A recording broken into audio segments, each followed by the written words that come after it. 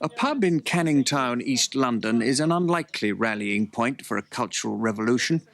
But here at the Bridge House, the shifting world of teenage fashion is enjoying a new flash in the pan.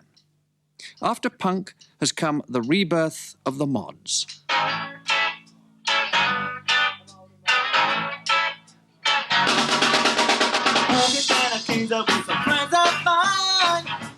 Monday night at the Bridge House is now Mod Monday, when bands like Squire entertain the troops of the new mod army.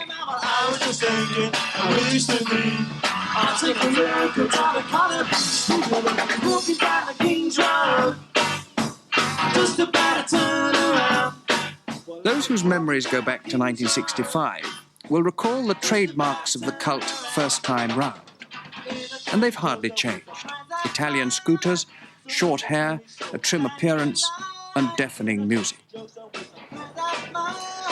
200 miles north of Canning Town is a species of mod which pours scorn on all the talk of renewal and revival. In Yorkshire, the mods haven't come back, they've never been away. And they rather resent all the attention being paid to London mods, who are mere novices of the game. Do you reckon that they're not true mods? No, I don't. Our club's been going 4 years now. 4 years. 4 years, and they've just started past 6 months. There is one or two southern scooter clubs, and they fetch them in vans, the scooters, like. Matt said when we go down Brighton and that, they fetch them in van. How do you mean? They fetch the scooters in back on a van, while we travel about 240 odd miles, say. What do you mean they don't actually like riding them? But the scooters is not reliable. They don't look after them, like. They're not as interested, like, as us. Most people over 40 remember with a shudder the finest hours of the old-time mods, their differences of opinion at South Coast resorts with the rockers, whose powerful motorbikes and leather jackets were enough to inflame any self-respecting mod into instant assault and battery. To their elders, it seemed like a threat to the very fabric of society. But society survived, and the mods and the rockers disappeared into oblivion. Though in the case of the mods, it was not before they'd composed the standing orders of a cult which presumably could go on being revived every 15 years ad nauseam. As in those days, the current mod hero is a musician, Ian Page from Ilford, who got his O-levels but dropped out of further education to form a group called Secret Affair.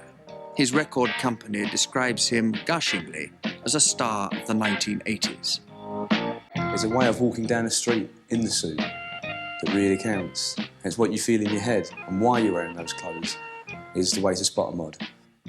All youth culture is trying to say the same thing. It's young people trying to make their voices heard, searching for an identity, trying to discover themselves as an individual. Every young person tries to do that, and this is a new way of doing it. It's a fashion. Up in Yorkshire, there's a solid, well-established flavour to the mod fraternity. Whereas in London, you feel the whole thing might fizzle out tomorrow if something more interesting came along. Here in York, for instance, the local scooter club has been going for 5 years and could last another 5 with no trouble. These boys inherited a passion for Italian scooters from younger uncles and elder brothers, who were mods in the good old days. The important thing is to have an original Italian model, and not the later version made in India. Then you can customize it to your taste by painting murals on the panels and fitting as many wing mirrors as the machine will take. These mods go on regular runs to northern resorts, and today the York section are meeting the Barnsley lads to plan a forthcoming trip to Blackpool.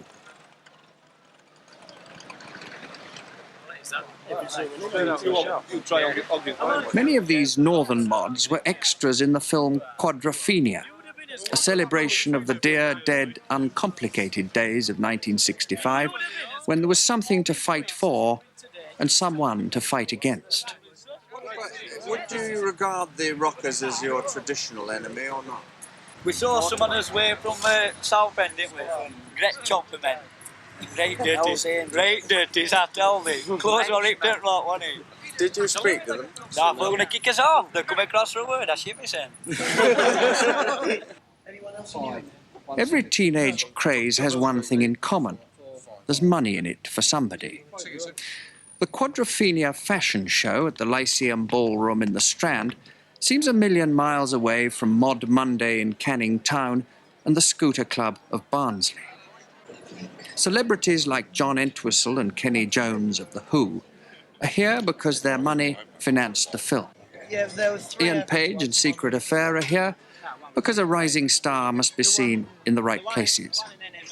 The rest of the audience comprises sections of the pop and fashion trades which would like a slice of the action. This is High Fashion Mod, an extremist version of the standard article which you can't help suspecting no one outside a fashion show will ever wear.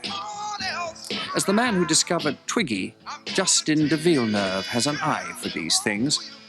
After all, the 60s was his period. When the mod culture died out, suddenly pop art and op art started becoming a big thing. And we pioneered that with the Union Jack jackets and T-shirts with targets on, stuff like that. And we got ignored completely. No one remembered The Who was instigating that. And now we figure, well, if there's going to be a new mod culture, why shouldn't we partake in some way? I mean, is it just purely a commercial venture? As far as I know, yes. I felt almost insulted by it, really, especially as it was The Who. I couldn't... They have such a reputation, you know. Everybody in the business respects them so much. And it was so superficial, and it was so obviously jumping on it. If Ian Page and Secret Affair are ever to rival The Who in mod mythology, it probably helps if they now believe their old idols have feet of clay. Secret Affair are currently rehearsing their first LP at a studio in Notting Hill, and that's a privilege granted only to the lucky few in these days of expensive recording. People say, well, who are the enemies of mods? You know, who do they fight? Because last time round it was rockers, wasn't it? And it's not punks, it's not rockers, it's not Teds, it's the media. It's the big business people, the people who are trying to control our lives. That's our enemy. But you're getting brought into the media and the big business, making albums and singles and getting into the charts, aren't you? Yeah, but we're doing it, not other people. And we're not exploiting anybody else, because we belong with those kids. And those kids want mod music and mod bands, and we're giving it to them, which is a fair swap. That's a good polish. They don't last long, don't like as chroming, does it? No, it's not right up. Mostly it's cheerful enough. Some give the mod revival 3 months before it makes way for the next cult of the moment. Some say it could last a year, or even more. But up in Yorkshire, a safe distance from the frantic trend-setting of London, the Scooter Club boys are happy to ignore the waywardness of fashion. They like scooters and short hair, and they've got nephews and younger brothers coming along who seem certain to keep up the family tradition.